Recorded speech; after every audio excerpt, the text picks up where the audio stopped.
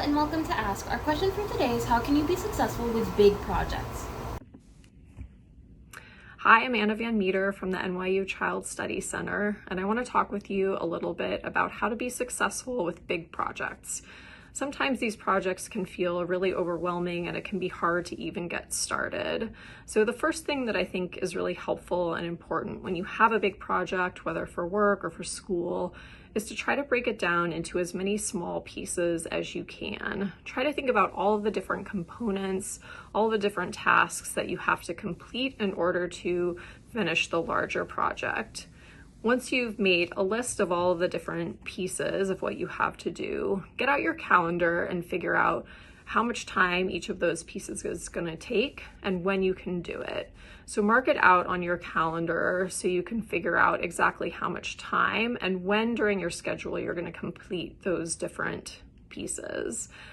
Once you've done that, try to work in short, focused sessions. So rather than saying, I'm going to complete this entire project on Saturday, you know that you have to figure out, some research to do the background of the project, and you're going to spend an hour on that today and an hour on that tomorrow. And then once that's completed, you're going to work on the next part.